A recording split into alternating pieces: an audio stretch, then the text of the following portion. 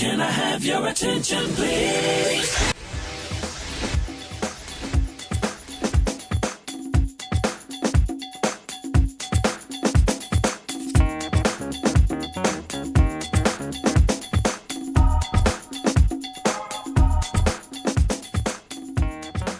Hilary, you were telling me that Lincoln Cottage was Camp David back in the day? Yeah, so in the mid to late 19th century, a few presidents actually stayed here for the hot months.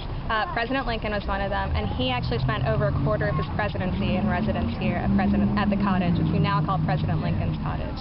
In 1851, this was sold to the federal government and became a military asylum, what we call today a retirement home for veterans. And so it's been in that active use for the past 160 years. However, distinguished guests were always invited to come and stay on the premises. President Buchanan stayed here, President Lincoln stayed here, as did Arthur and Hayes. We call it President Lincoln's Cottage today because Lincoln spent the most time here and because of the importance of what he did here, which was develop the Emancipation Proclamation. When Lincoln was here, he was thinking a lot about slavery. He was coming into regular contact on his commute between the cottage and the White House. He was coming into contact with contraband camps, with wounded soldiers. So he was thinking about daily life of the Civil War and the impact of what his decisions were having on the ground. And in the summer of 1862, his first summer here, he developed the Emancipation Proclamation, which, as we know, was the rolling stone for abolition and what we are still fighting for today. Wow. So how often is it open to the public? We're open 7 days a week, 362 days a year. We're closed Christmas, Thanksgiving, and New Year's. We offer guided tours on the hour, and from Monday through Saturday, we're open 9:30 to 4:30.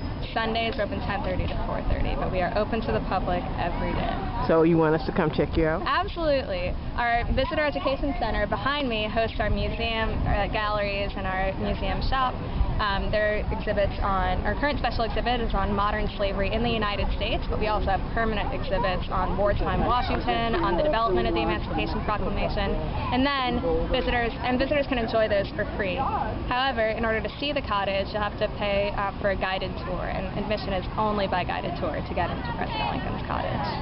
But it's worth it to walk through the home where Lincoln lived and to feel his presence and to learn about his thinking and how he got to the Emancipation Proclamation.